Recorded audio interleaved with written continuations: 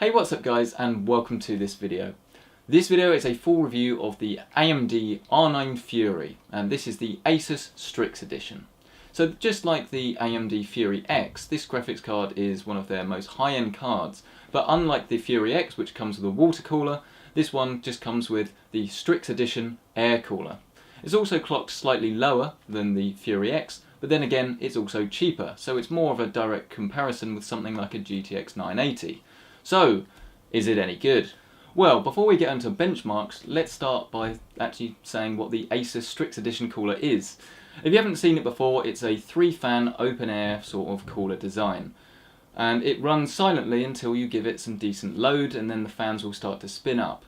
But it's quite nice to see that an AMD card can run as quiet and cool as this card actually does. Because if you remember the old AMD cards, they would be stupidly loud and they would run stupidly hot.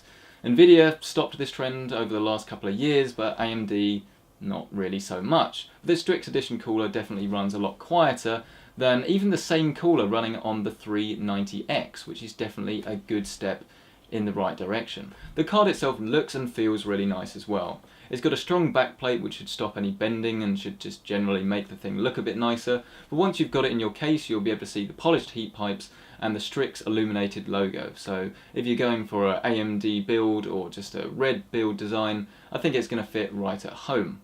If we want to look at the top of the card though, you'll notice that there are two 8-pin connectors rather than the two 6-pin connectors that you'll see on the rival GTX 980. And yes, you've guessed it, it does use more power. But like I've already sort of alluded to, the actual noise of the card is very good under full load, and it's not really going to be that noticeable unless you've got a really tight compressed case. Once you've got this thing plugged in, you'll notice there are two LEDs on the top of the card next to the power connectors.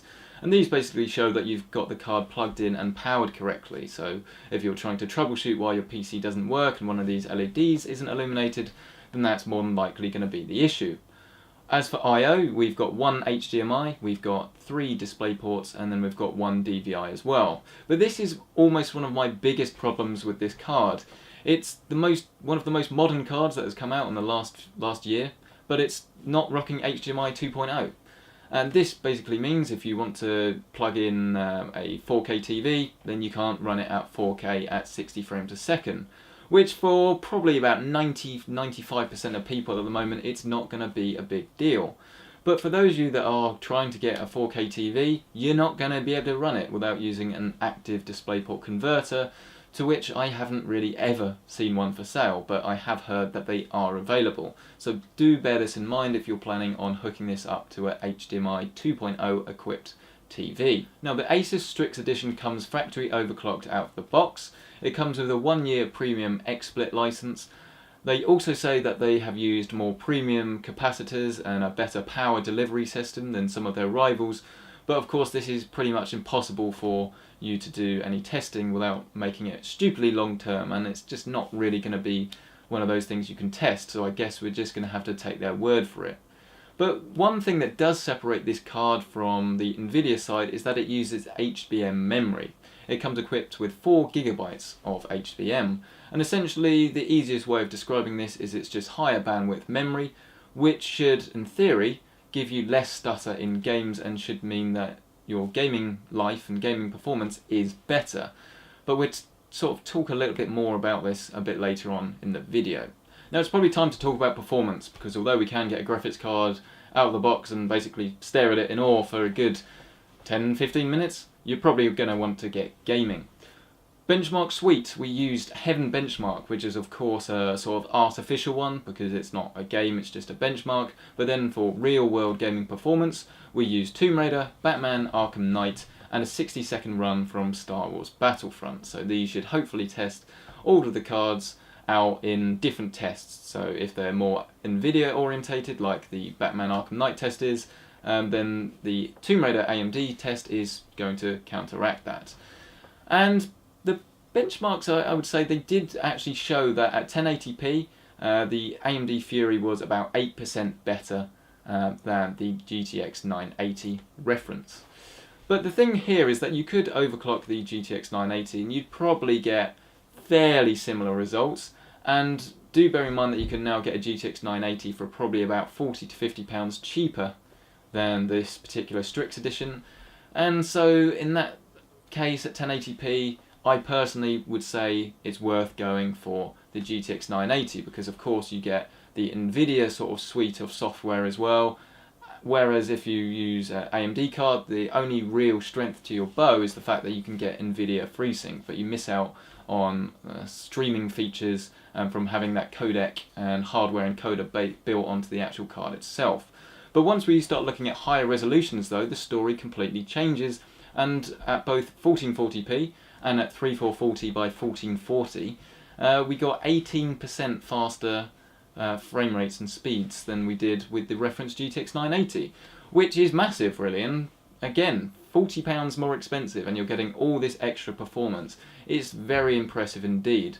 If you want to compare it to the R9 390X, then it's kind of just what you'd expect. You pay roughly 8% more and you're basically getting pretty much that in your game frame rates. But the fact that this card ran significantly quieter than the 390X would make me easily say it's worth going for the Fury over the 390X. And do bear in mind that was with the same cooler as well, which is pretty damn interesting. But while average frame rates are of course the most important thing, there is one thing that we haven't really talked about, and that's that HBM memory that I alluded to earlier. And some people were thinking that this was going to be completely game changing and would completely alleviate all stutter in games, but Just Cause 3, it's not particularly well optimised for AMD cards at the moment. It's just not. It's got better over time, and actually running the game since doing these benchmarks, I've found that Just Cause 3 has run better. But the thing is, at 8GB of RAM, this card still just stuttered completely. It was really bad. It was unplayable unless you were going to play it at 1080p, which made me think that this was just a VRAM issue. And interestingly enough, with the 390X playing Just Cause 3, I got next to no stutter at all, because while that didn't use the HBM memory, it had 8GB, and 8GB clearly was just what that game preferred. Rather than having faster speeds, it clearly just needed more memory.